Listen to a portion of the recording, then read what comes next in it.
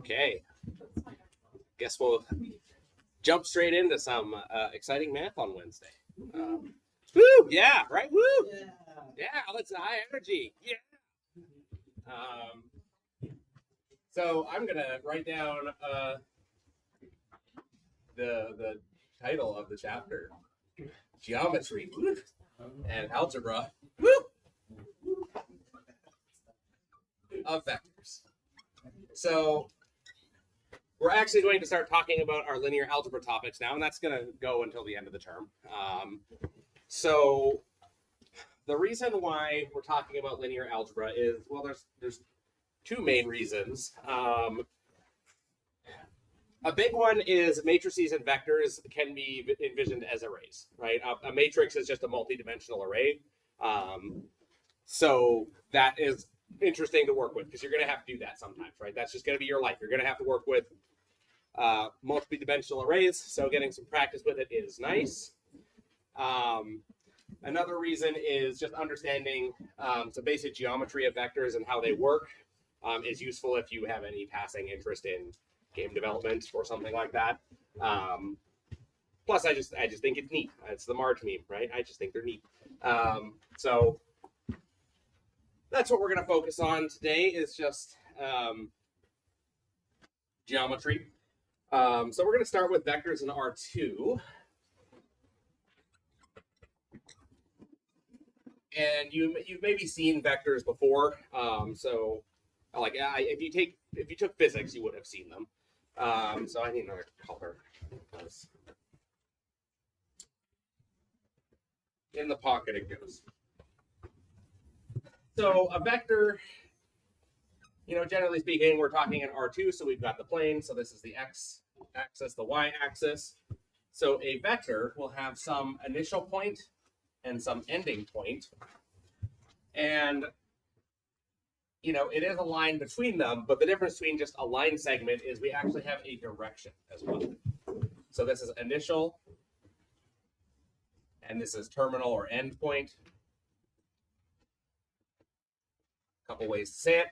So the point is a vector in R2, or really Rn in general, but R2 is what we're looking at, is a line segment where we care about the direction.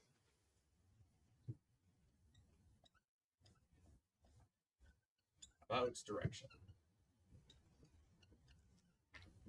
So you can think of it as displacement, right? Going from this point, let's call it A, to this point B, right? We're going from A to B, right? We actually care about that.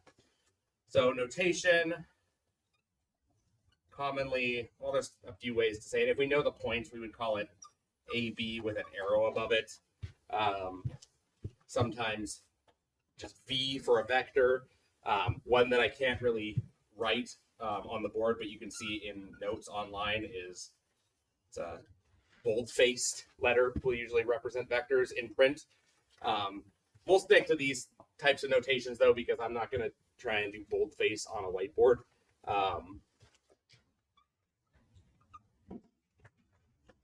Okay, so, that's a pretty basic definition. So let's actually talk about, what they look like algebraically. So, as a reminder, this right here, R2, is the set of ordered pairs, A comma B, where A and B are real numbers, right? So it's an ordered pair. Okay, so a vector in R2. So this is a bit of an abusive notation here. It doesn't matter for us. This R2, ordered pairs, and this one are actually different things. This one is ordered pairs. This one's going to be vectors, but it doesn't matter. Don't need to care about it. Of the form, we're basically going to say, okay, let's try to steal this idea, right? This is an ordered pair, so it's a point. So what we're going to say is V has two components to it, just like that. We're going to use square brackets to distinguish between an ordered pair and a vector, where v1 and v2 are real numbers. Another form of notation, this is what's called a column vector. We can also write it as a row, like that if we want. Sometimes we'll put a comma to distinguish that it's a row, sort of matching this notation. So the difference here, it looks like it's just we changed the symbols, but they actually mean different things, right? They actually represent different objects in space. This is just a single point. This is representing a displacement, right? So geometrically, if we're talking about a vector, this number here represents horizontal displacement, and this represents vertical displacement. So v1 represents horizontal displacement,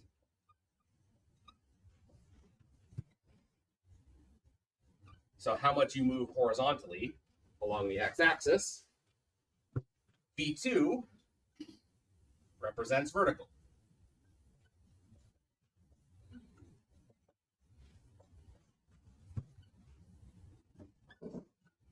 So it kind of makes sense here how we interpret it. If v1 is bigger than 0, we move right. If v1 is less than 0, we move left.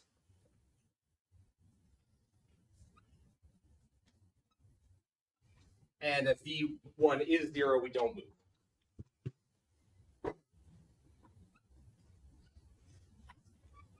And same thing here for v2. If v2 is bigger than 0, we move up, which is pretty natural. If it's less than 0, move down.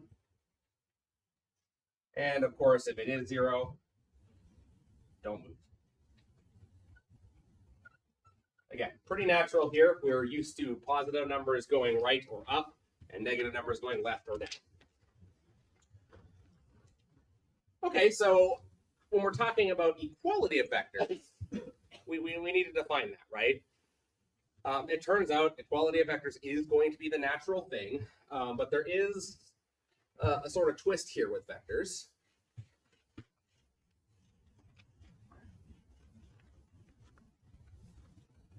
So two vectors are equal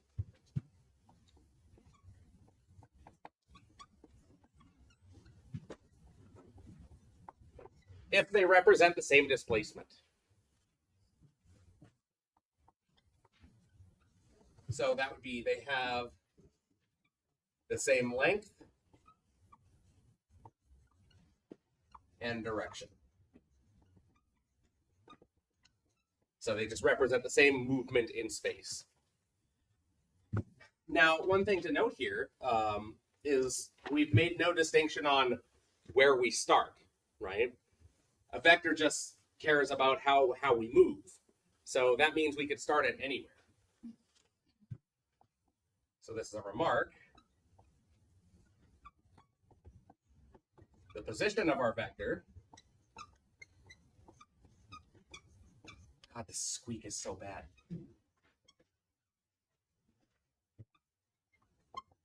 Like nails on a chalkboard, but different.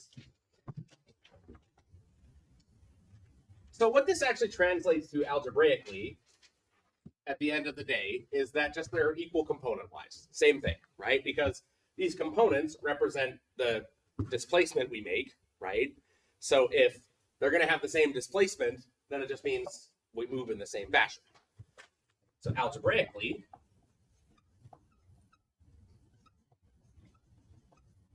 this means v is equal to u if, and only if, that means they're the same thing. Well, this vector here is going to be v1, v2, and this vector here is going to be u1, u2, right? That's a terrible looking u. So we're going to say v1 equals u1, and v2 equals u2. Right, just their components are equal, right? That makes sense. Pretty natural. So going back to this, we're saying the position of the vector doesn't matter, but I would say generally we start in the same place just for ease of writing and understanding and drawing. You don't have to, though. But if you just take a random vector, we probably would start it from the origin. So we have a name for that. So definition, a vector is in standard position if it starts at the origin.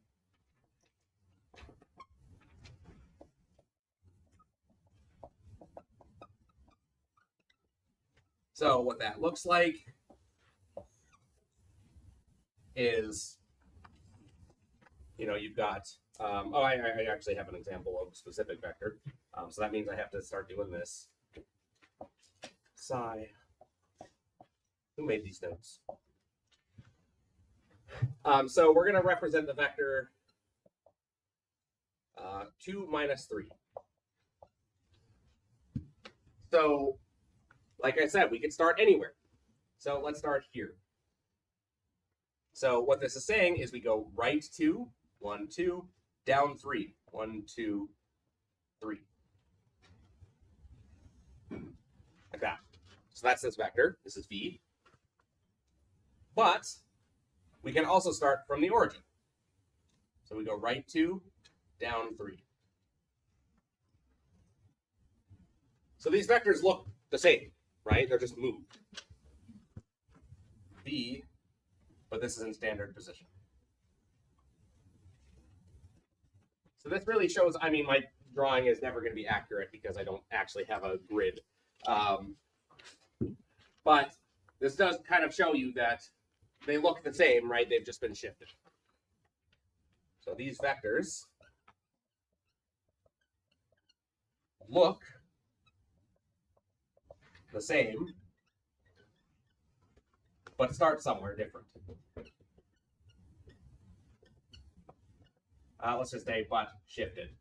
That's a shorter way of saying that. Now, of course, just like with our ordered pairs or points, the order of these components matters, right? And this is even more obvious than points because this first number represents how much we move horizontally. The second number represents how much we move vertically. So if you swap those, we're obviously not getting the same result, right? So make sure you pay attention to the order in which you write things. So order of components matters.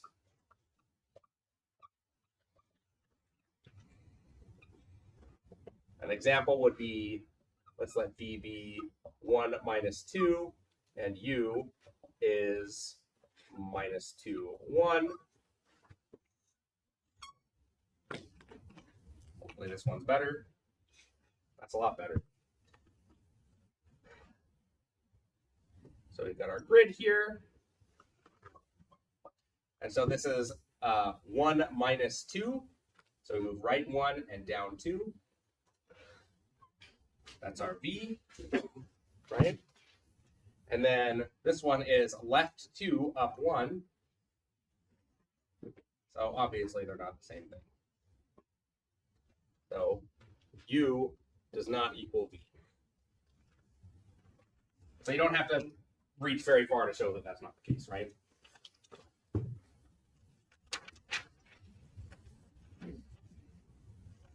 Okay, so we can do algebra with vectors. Everything works exactly how you would expect, based on this equality thing. So we can do algebra.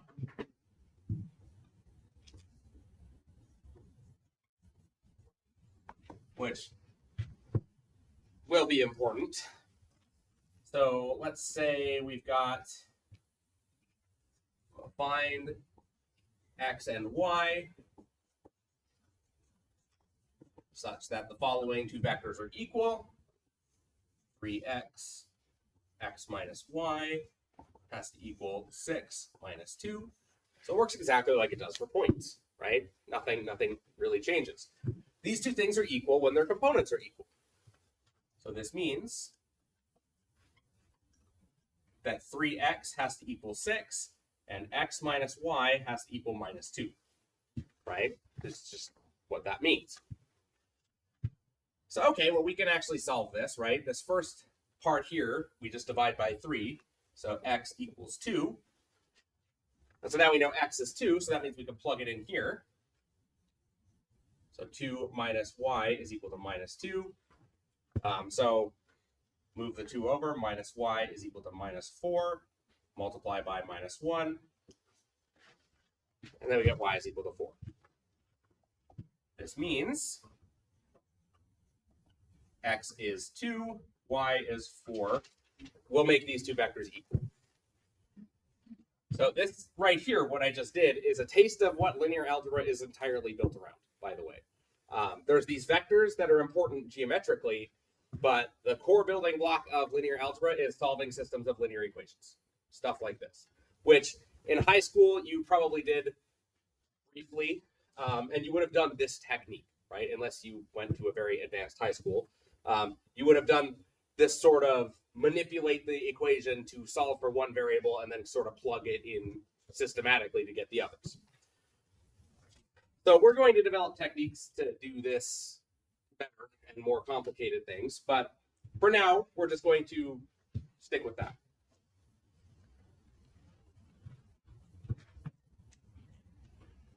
Okay, so I've sort of mentioned it in passing, but points are not the same thing as vectors.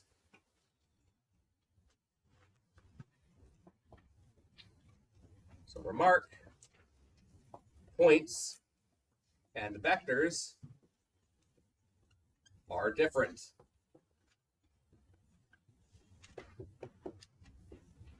Right? Obviously, a point is just a single point in space, and a vector represents direction and magnitude, right? It's displacement, so they can't be the same thing. So that's also why we have different notation, but we can get a vector from 2 points, which means we can actually get a correspondence of a point in vector form. So there is a formula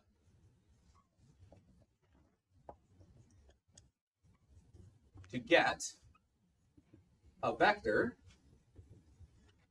from 2 points, and it essentially just represents the vector connecting those 2 points, which is the vector connecting those 2 points.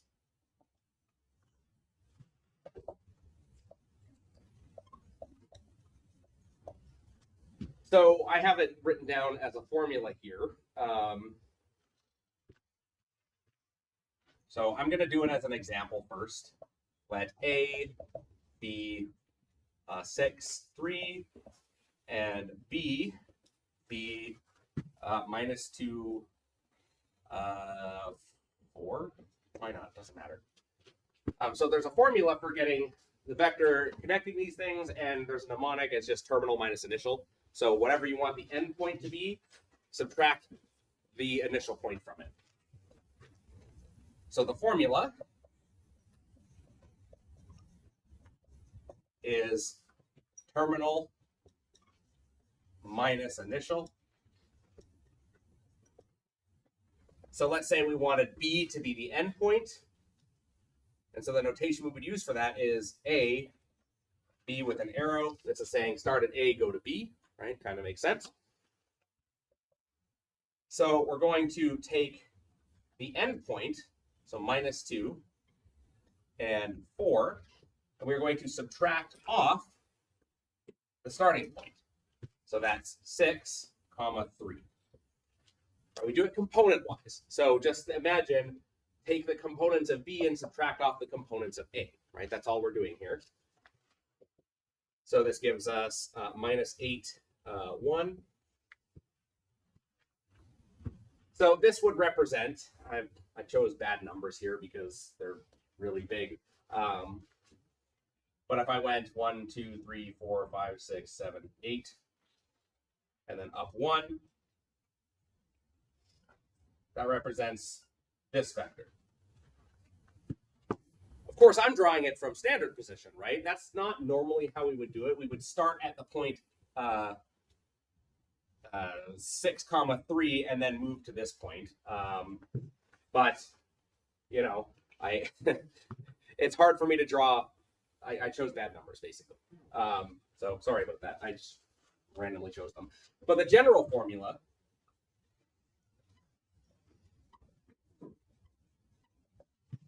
would be, so B1 minus A1, B2 minus A2, right? You just take terminal minus initial. Now, the reason why I'm talking about this is I'm saying points and vectors are different, but we do actually have a correspondence that we could do. If we just said, well, let's let our start point be 0, let the start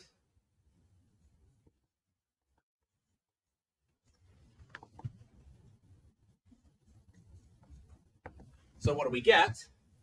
Well, the vector connecting AB is going to be B, or well, let's call it AO, actually. It's going to be B1 minus 0, B2 minus 0. Okay, this simplifies to B1, B2. Or, I wrote this down. We start at 0 and go to B. Great, doesn't work. So B as a point is B1 comma B2. So these are the same thing, right? It's just now we've used square brackets versus round brackets. So what does this really mean? It means that the vector of a point matches the point, and it just goes from the origin to that point. So if you had some random point here, the vector connecting it, so this is 1, 2, 3 is the point. This vector is the vector 2, 3, right? We go right 2, down 3. Or sorry, this should be minus 3. So they're the same thing, right? They just have different notation. They represent different concepts, but there is this connection, right? If you just put a point into a vector, you're going to get the vector going from the origin to that point, right? In a pretty natural way.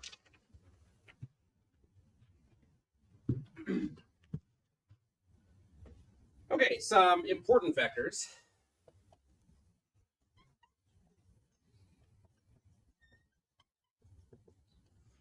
So the first one is the 0 vector. And it's a bit weird to understand. So it's 0, 0, which, yeah, that makes sense for the 0 vector. So it has length 0. And it has no meaningful direction, right? Because essentially we moved nowhere. So if you moved nowhere, which direction did you move? Doesn't make sense to ask that question, right? There is no direction.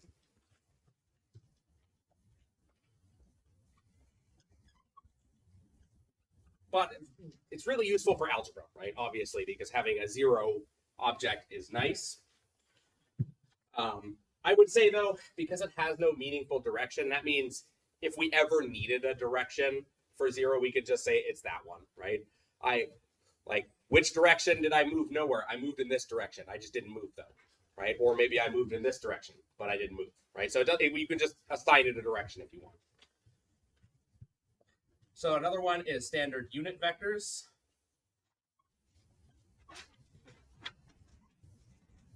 So these essentially capture the axes. So we have E1, which is 1, 0, and we have E2, which is 0, 1 in R2. So again, these just capture the axis. So this moves right 1, E1, and then we move up 1. Sorry, this picture's kind of small. So we move up one or right one, and that's all this vector is, right? These are important vectors because they essentially, well, you can think about it. If these are the building blocks, right? It tells us to move right one and up one. So in a sense, moving right 5 and up 3 is captured by these vectors, right?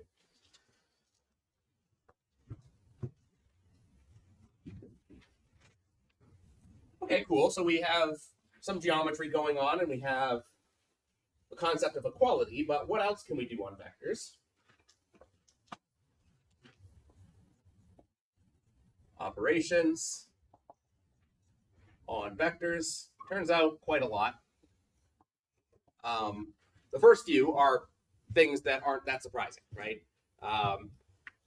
If you have an object in math, or like a number or something like that, what's the first operation you can think of to do besides equality? Yeah, add them up, right? Can we add vectors? So yes, we can. So let u equal u1, u2, and v be v1, v2. I should mention this now, by the way. Linear algebra is just kind of like this. You will very easily get lost in the forest. The notation involves a lot of subscripts and numbers and stuff like that, and a lot of symbols. It's important to just kind of remember what everything actually is, and then you can kind of forget what the symbols mean.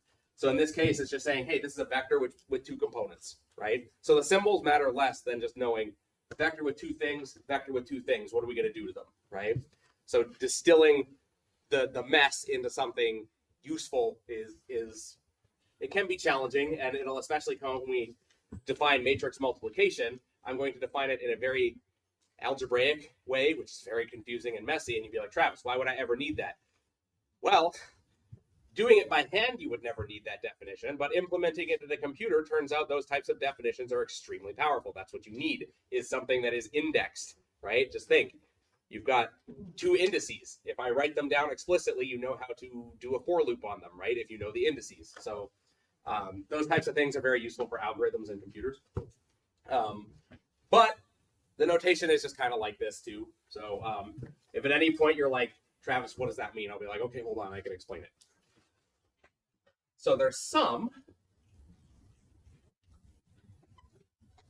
which is denoted exactly how you would expect it to be. It's u plus b is given by. So, okay. We want to add these 2 vectors. How do you think we do it? Yeah, right. I mean, it's you add up the components, right? Like you just add them together. It's the natural thing. So we're gonna say the addition of 2 vectors is you take the components and just do it component-wise. u2 plus v2. So the important thing here is component-wise. So this is what I mean by distilling the mess, right? If you just think about the symbols, you've got a bunch of, I mean, this isn't really that bad, but when I talk about addition of vectors in Rn, it's the same thing, except now there's n components, so you don't know how many n is, and it looks really messy. But the idea is, hey, just do it component by component, right? Do the first one, then the second one, then the third, and so on, right? That's distilling it into something meaningful. Now, this is the algebra. There are geometric ways to view addition too. Because at the end of the day, these vectors, yeah, we could define them with geometry, but they represent geometry, right? There's some kind of geometry going on here. So we should actually make sure that there's a way to translate this to geometry. So one is the head to tail rule.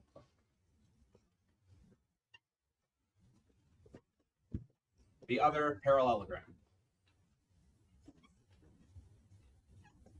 Parallelogram rule.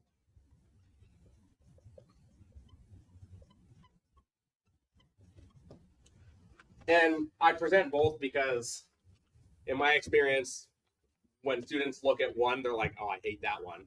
and then they'll look at the other one and they're like, that one makes more sense. And if you're a student and you're like, I hate both of them, well, too bad. I mean, that's the geometry of them. You can stick to the algebra unless explicitly asked to do geometry, right? And also, if you just do the algebra, you can sort of distill the geometry from that. Like you could just get the picture of the parallelogram for free. So for head to tail, the name is kind of telling us essentially what to do. We're going to connect the head and the tail in a sense. So position B, I have some specific wording here, so that its initial point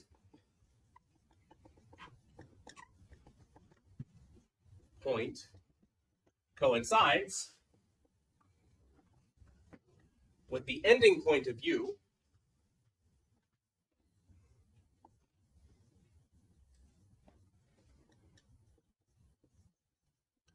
Once you've done that, the sum is just the vector connecting the start point of U and the end point of V. And a picture will make it make sense. Yep. Is there a reason you're saying endpoint instead of terminal? They're interchangeable. Because writing end is shorter. Yeah, if I wanted to get really technical and in math terms, we probably would say terminal point, but yeah, just shorter. So the sum U plus V is the vector from the initial point of U from initial point of U to end point of V. So this is one of those things where I am trying to write down a geometric concept in words. So that's why it seems kind of bad. But if we just draw a picture, you'll be like, oh, okay, I see why it's called a head-to-tail rule. So we're going to draw a vector, call it U, right? And what this is saying is position V so that its initial point coincides with the end point of U. So its initial point is the same as the end point of U, like that. And then the sum is the vector from the initial point of U to the end point of V. Right? So to the head from the tail. It's called head to tail rule. They probably should have called it tail to head rule, but look, I didn't write the book. I found on linear algebra. But you can kind of see there's this connection between head to tail, right? It's probably actually head to tail because of here. You connect the head to the tail type of thing. So that's one way to view it. So you essentially just draw one of your vectors and then do the displacement from that endpoint to the next endpoint, and then the remaining connection is the sum. So the parallelogram rule, we actually get both. We'll get this picture from the parallelogram rule. It's just a different way of thinking about it and doing the initial drawing. So for parallelogram rule,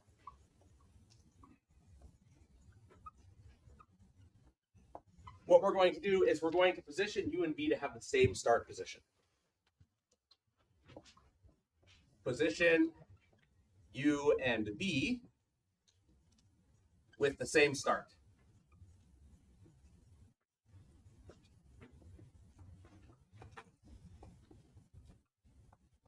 So let's take a look at what that would look like. I'm going to try and draw the same vectors, but that's going to be hard. So we've got something that goes down like this. This is U. And then we have something that goes kind of up like this. That's V. So what we're going to do is we're going to make a parallelogram out of this. So make a parallelogram.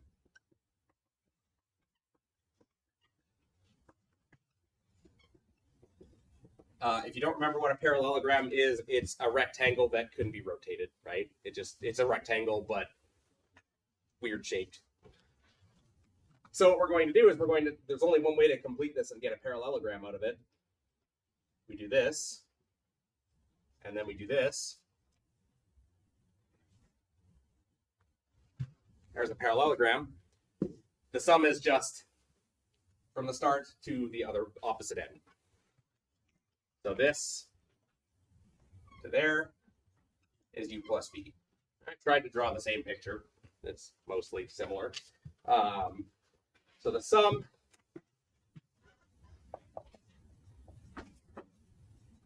u plus v is the diagonal with the same start point.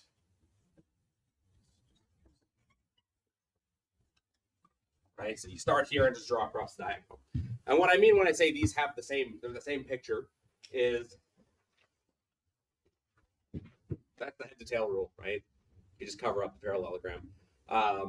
Alternatively, if you just continue drawing this, you would get that picture. So it's just a different way of starting the problem, right? Of visualizing it. So maybe you think of it this way, maybe you think of it parallelogram wise. I would say more people gravitate to this because it's sort of easier to just plop down. This sort of involves a bit more fuzziness where you have to do that ... type of thing.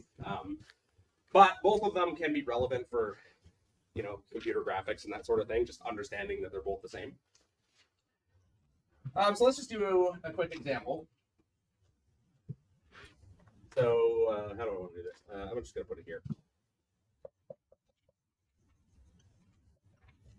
So let u be the following vector, 2, 1, and v is 1, -1. Compute and draw u plus v.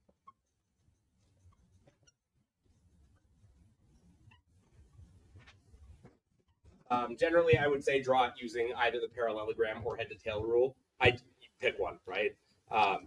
You decide. Whichever one makes more sense to you. So when we say compute, we actually mean, add them up. So what is u plus v?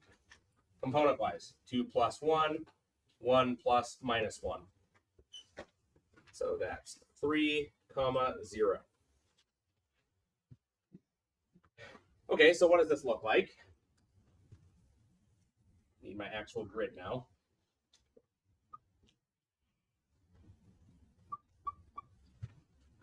So we've got our u, which is 2, 1. So we go right 2, up 1. That's u. Then we've got our v, which goes right 1 and down 1. So this is why I think most people gravitate towards this rule, because I've already just drawn a vector, and now just from that endpoint, I just keep going, right? So now I go right 1 and down 1. That's v. So then what's the vector connecting them? Starts from here, goes across. That's u plus v, which also matches exactly what we just computed, right? 3, 0, go right 3, do not move up or down. 1, 2, 3, that's what we got, right? So there's that connection between the geometry and algebra, and that's why, and unfortunately we're not going to cover too much on it, that's why linear algebra is really interesting to me, because yeah, okay, with calculus we can say that there's a connection between the algebra and the graphs, but it's like nebulous at best. We don't care about calculus because of the geometry necessarily. We care about it because of the applications to physics, right? Yes, we can represent these functions as graphs, and we can use calculus to draw them and whatnot, but really we're just interested in rates of change, right, for calculus. But in linear algebra, we often aren't actually connected or interested in that specific connection between the algebra and the geometry. Yep. So this works because the initial point of the vector doesn't matter. Essentially, yeah, right. Because we don't when we're talking about vectors being equal, we don't have a starting point specified, right? We can move them around as we see fit. So yeah, that's exactly why, right? Because these have the same starting point, but these have a different starting point, and we're allowed to do that. We're allowed to shift vectors however we see fit. So yes, good point.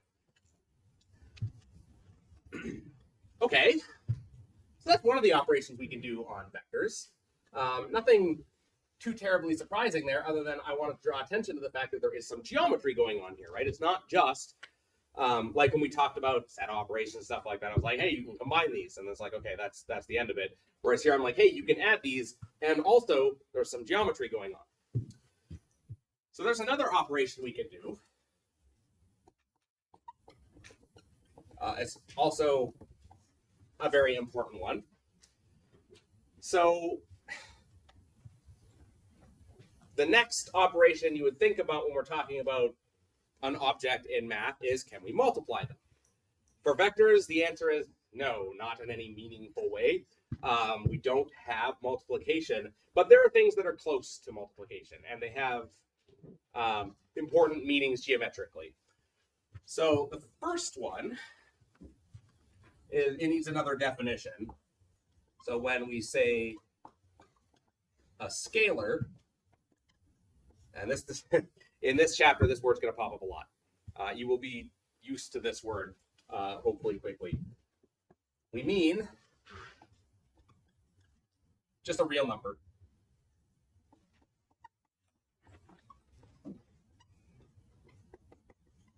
And you might say, why don't we just call it a constant? Because that means something different. A constant means something that doesn't change in an equation or a formula or something like that is unchanging. That's not really what this is. When we define scalar multiplication, you'll see why we call it scale.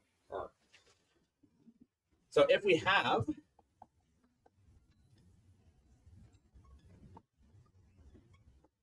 some scalar C, then a scalar multiple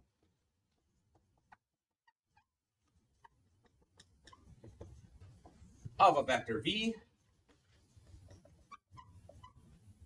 It wasn't squeaking, and now it is.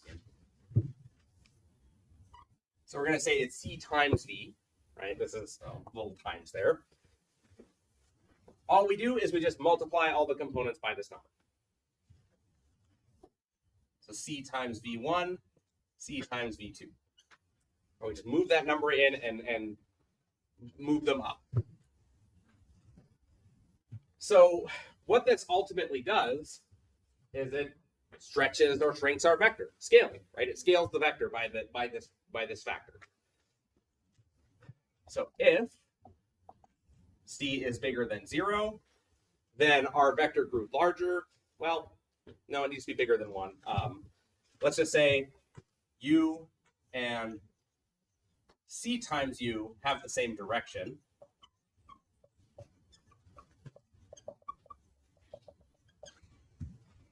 If C is less than 0, U and V, or U and C times U, have opposite directions.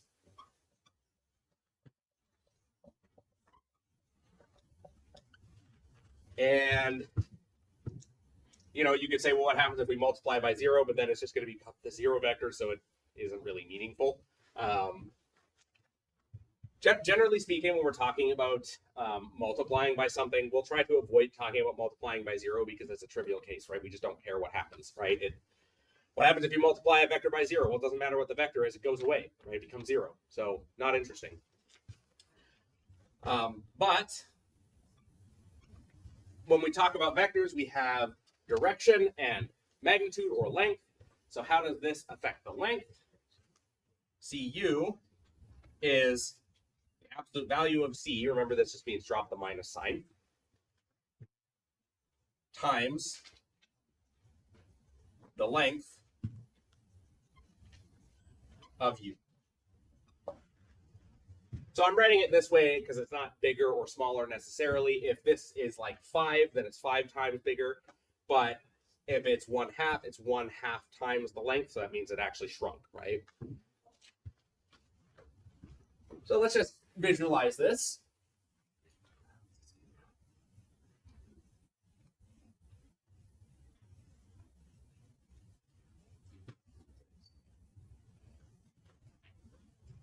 So let U be the following vector, 1, 2, we're going to do some scalars here. C1 is 2, C2 is 1/2, and C3 is -3. Then C1U, we just bring 2 in. 2 and 2 times whatever's inside there. So we get 2, 4. So we essentially doubled it, right? We doubled the length. C1 times or C2 times U is 1/2 times this. C3U is -3 times this. Right? So bring in 1/2. Bring in -3. So we can visualize this.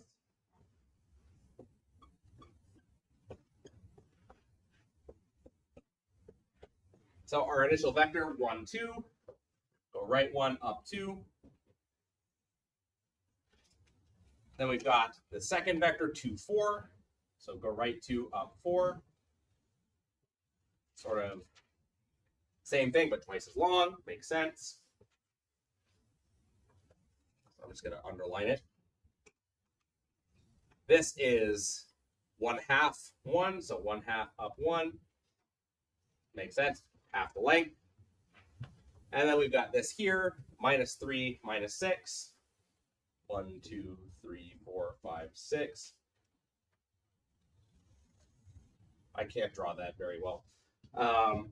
So we see it goes in the opposite direction and is 3 times bigger, right? This is our initial one. This is 3 times as long, opposite direction. I have better pictures in my actual notes if you wanted to look at not my chicken scratch on the board. Okay, with scalar multiples, we get some definitions related to vectors that match our intuitive meanings of the words. Namely, parallel.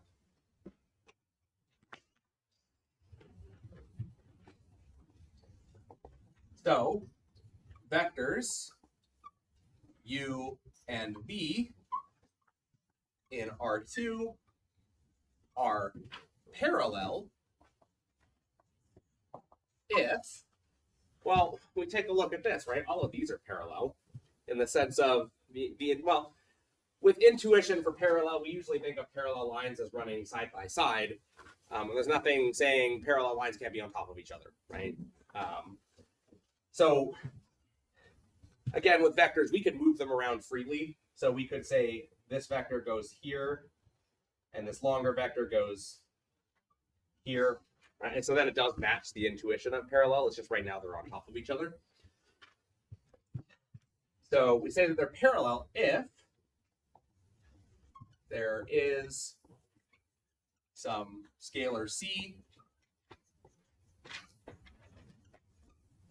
U is equal to C times V. Right, so you get from one to the other by just multiplying it by a number, right? So this thing right here, let's call this U and this V, right? We get to V from U by multiplying U by 4, right? Because I chose that half length one. So we go from here to here by multiplying by 2. We go from here to here by multiplying by -3, right? They're all parallel.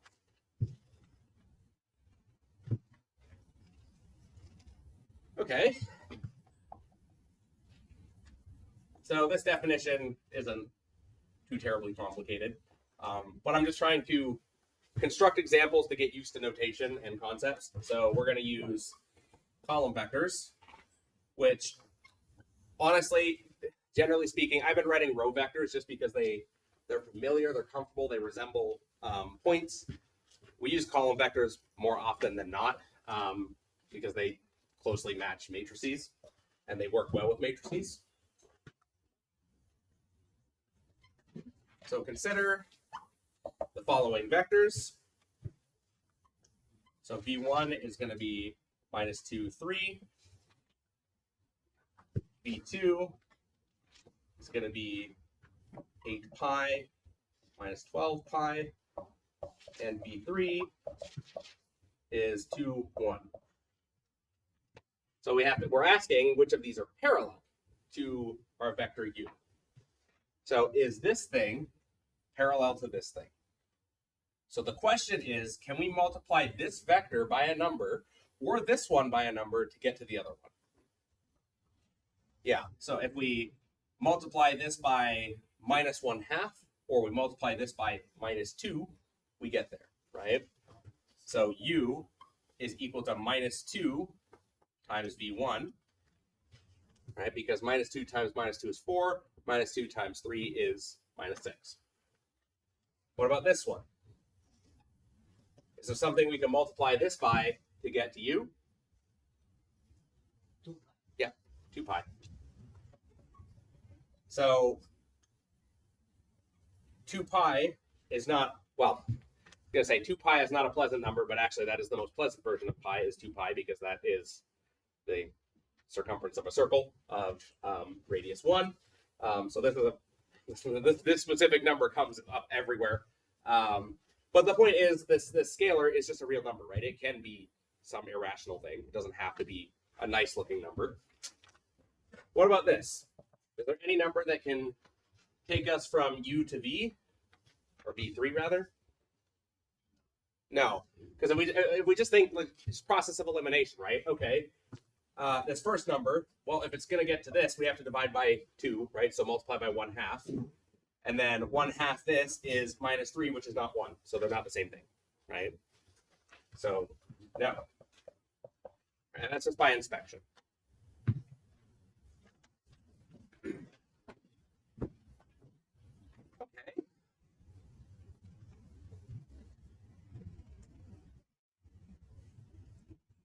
But I'm going to write that down in algebra because that can be helpful. So we need for u to equal c times v3. So what does that mean? 4 minus 6 is equal to 2c and c. So this means 4 is equal to 2c and minus 6 is equal to c.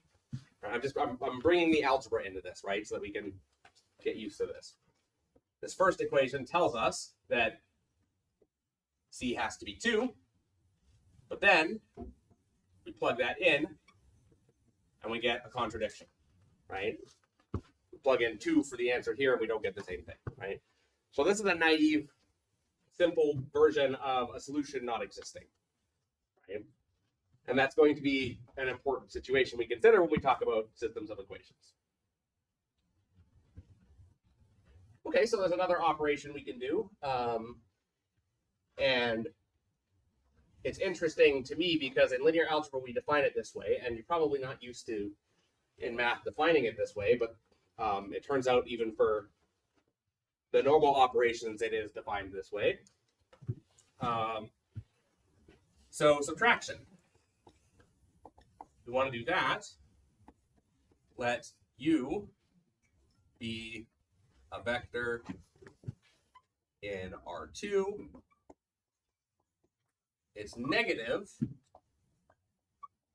is the obvious thing.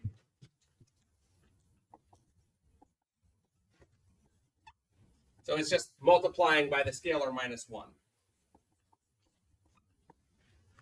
Right? So that just means it's minus u1 minus u2. Sort of obvious thing, right?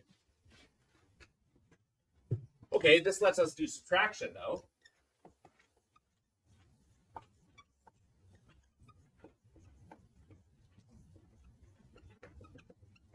So this is a weird way to write it.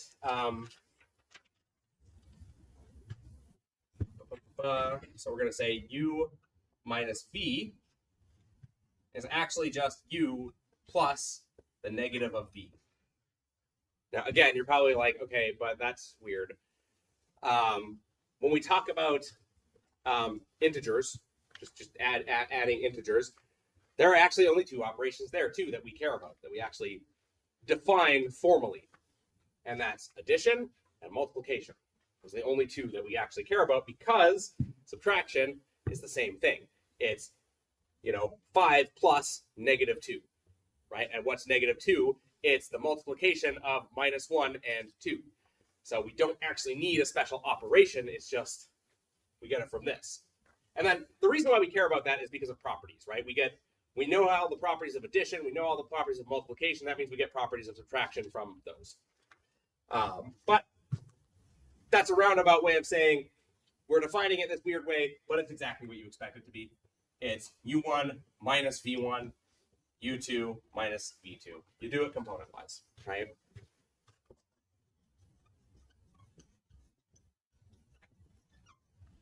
Just a roundabout, rambling way to say, yeah, it's the same as what you expect. So,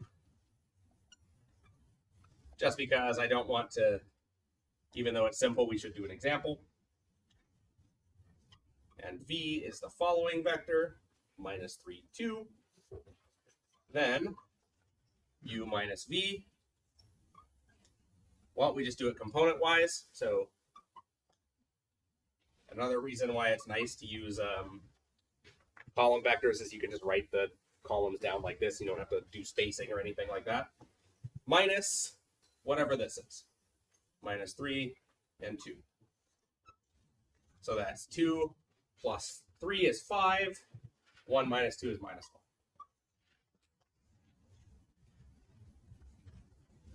Now, when it comes to linear algebra, though, there's that geometry. And this kind of shows an example of why we would define subtraction this way, because we have a picture for this, right?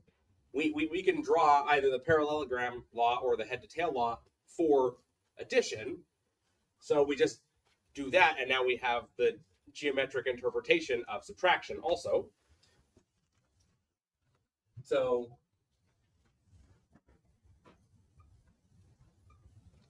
for geometry, use the parallelogram law.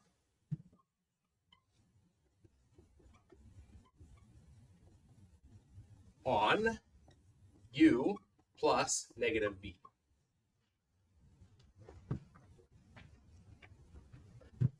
So what I mean by that is you would have something that looks like this.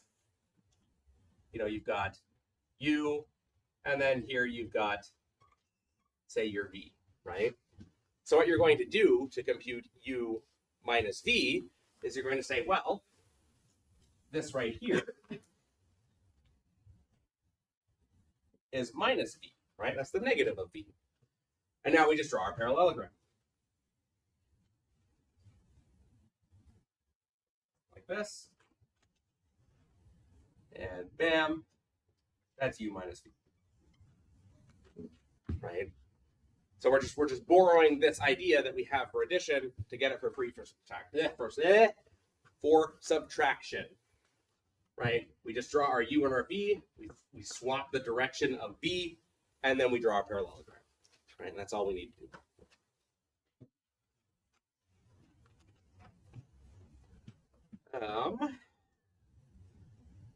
Do I need to do this example? All right, I have a very technical example here, and I'm just wondering, do we care about that? I'm going to skip that one for now, and we'll come back to it on next week if I need it for something. I'm just going to put a note there. In the notes, I guess this is example 11 that I'm skipping over right now. Okay, but now we have addition, scalar multiplication, and subtraction, so that ultimately means we can do, formulas with vectors. So this lets us work with formulas. Oh my goodness. With equations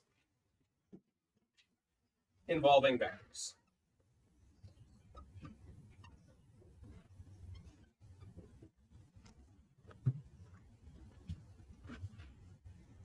Which kind of means that we can do a bunch of simplifying before we have to worry about, the components of the vectors. So let U be the following vector, minus 2, 1, and V be the following vector, 3, minus 2.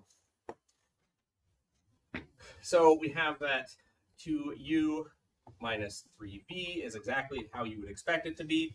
We just do it with our rules. Minus 2, 1, minus 3, minus 2. So you could do minus 4, 2, minus 9, minus 6. And then now we just do the subtraction. Minus 4, minus 9, 2 minus negative 6. And then you get minus 13, 8.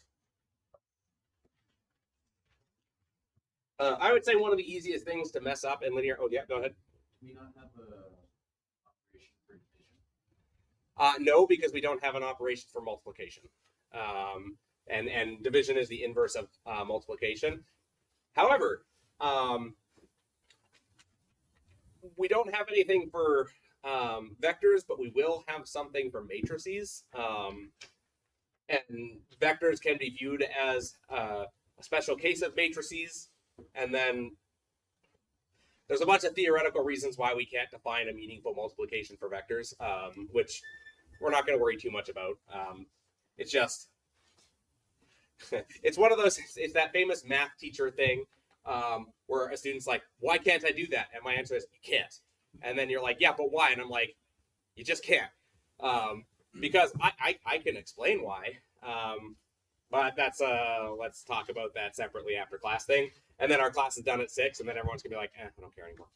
But I can talk about that if you end up interested when we start talking about matrix multiplication and stuff. Okay, so we've just been talking about vectors in R2 this whole time. Something I want to sort of move on to is, let's talk about vectors in R3, which are a lot harder to draw, because now we're talking about drawing three-dimensional things.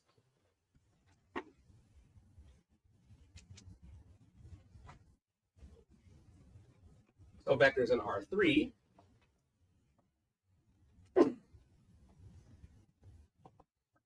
it turns out that, I mean, you can probably imagine based on how we've just defined everything that this kind of happens for 3. So a vector in R3 looks like, well, it's exactly what you would expect. So it's V1, V2, but now we just add a third component, or V1, V2, V3. Now, these still represent the same things. Now, I'm not an aviator, so I don't remember the names for like the various directions. Like if you move a certain way, it's pitch and yaw and stuff like that. I don't know that. So I'm just going to use the math notation here. So this represents x displacement. So along the x-axis, just like before. Displacement. This number here represents y.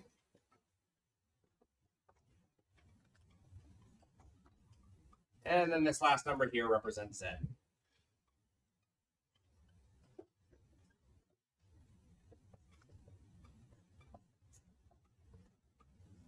So you can think of this as, standing where I am, x is left or right, y is front and back, and z is up and down. Right? That's exactly what it means. Now, there is one thing that we talk about often in R3 that's a little different than R2. There are specific planes.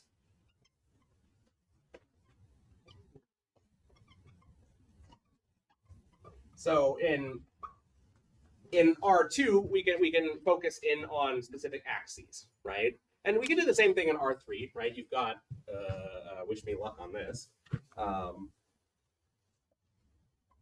You got something that looks like this, right? So we do have specific axes. Ignore me if I didn't follow the right hand rule with the thumb. I didn't. It's fine. Don't worry about it. So we care about axes, right? Normally, X, Y, and Z. But we can also focus on planes here, right? Like specific sort of chunks, say where Z is equal to 0, right? Another way to think about it is we've got this whiteboard and we've got something sticking out of it. There's a specific plane that we can talk about, and that's where we just ignore the Z axis, right? Yep. A plane would just be like a face on a cube. Yeah, essentially. Yeah. It's basically squishing everything that you're looking at down onto 2 dimensions, right? So we care about the XY plane. That's when Z is equal to 0. I would say this is the one, when we're talking about geometry, this is the one we focus on the most. There is also an XZ plane,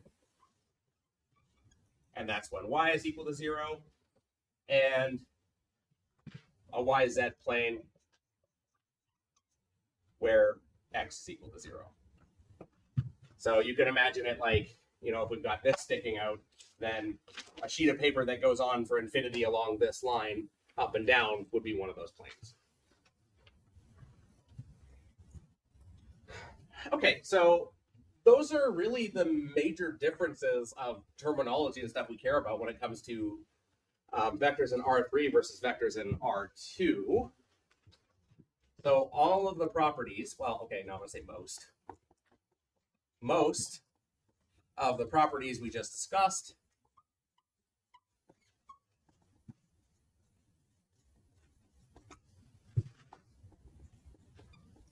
they carry over to R3. Okay, like how do you add 2 vectors that look like this? Exactly the same way. You just do it component-wise, right? You add the X stuff, you add the Y stuff, you add the Z stuff, right? It works out just fine. How do you do scalar multiplication? Well, it's just multiplying the numbers by a number, so you just do that. Stuff like that. So we're not going to spend much time talking about R3. So there is actually a whole lot of extra geometry you can talk about in R3. As an example, when you're talking about R2, you can talk about all the various ways to represent a line and intersections of lines and that sort of thing. When you start talking about R3, you can start talking about lines intersecting with planes, planes intersecting with planes, and that sort of thing. There's more going on there. But we're not going to spend too much time on the geometry because ultimately, from a computer programming perspective, the geometry is not super useful.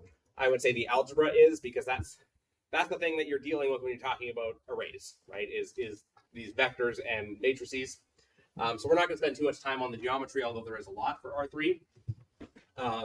So what I'm just going to say is nothing special. Asterisk, because there is really, but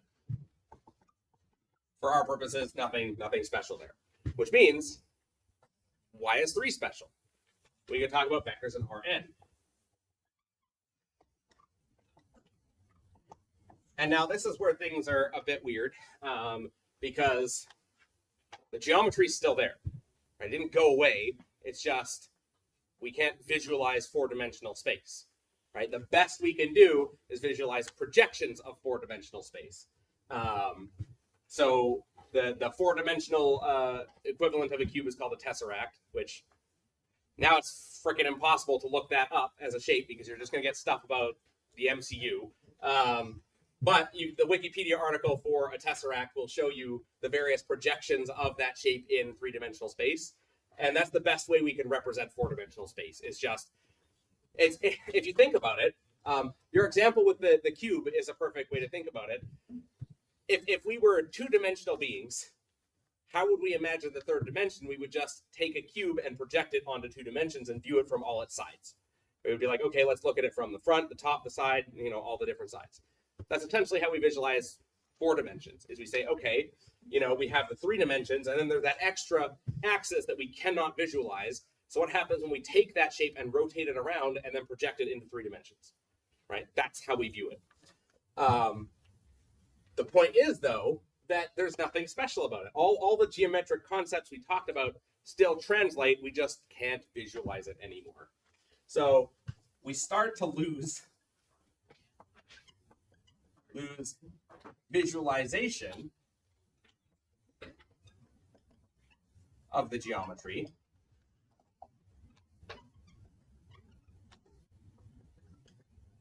in Rn, but it's still there. And it has some interesting applications in like quantum physics and stuff like that. But we're going to focus more on the fact that all of our rules still work the same. So a vector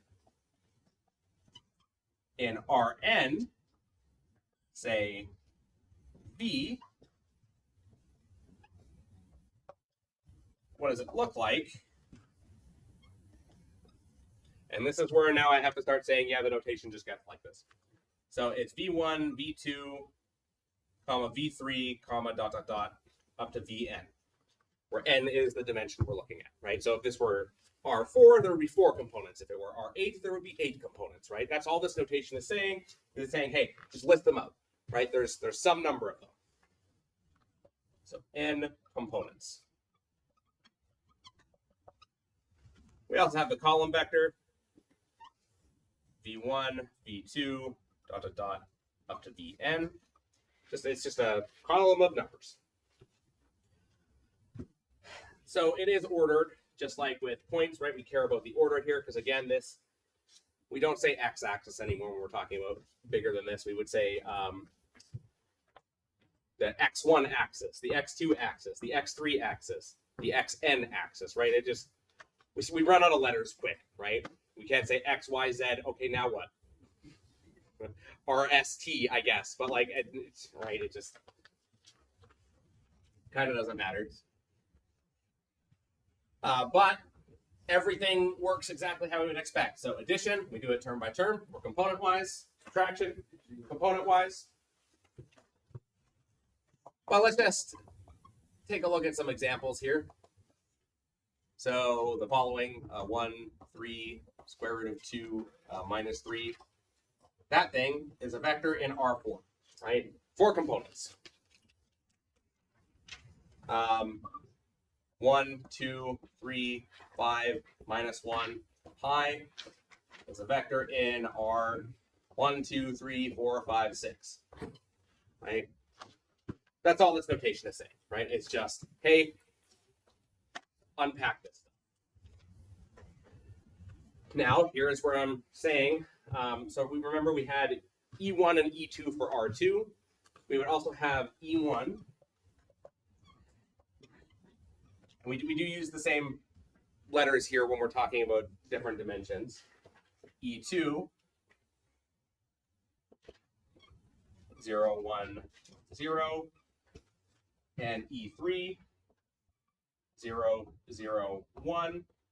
In R3. So these are important. They're called the standard basis vectors. So in Rn, and this is some getting comfortable with the notation in linear algebra. So it's a bunch of zeros until there's a 1.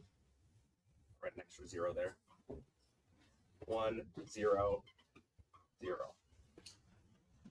All this is it's a 1 in position I. So if this were 5 and we were in R7, the 5th position would have a 1 in it. Everything else would be 0.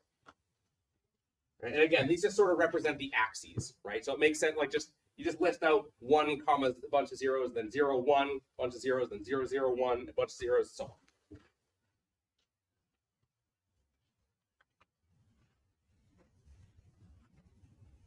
Okay, so addition works the same.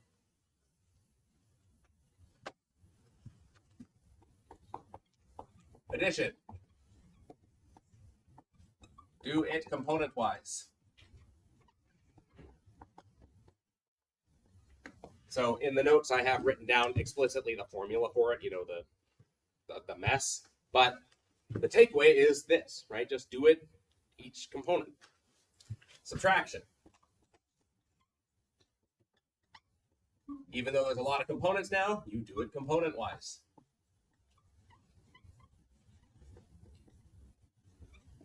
What about scalar multiplication? Well, again, it's just multiplying a bunch of numbers. So, same thing. Do it component wise.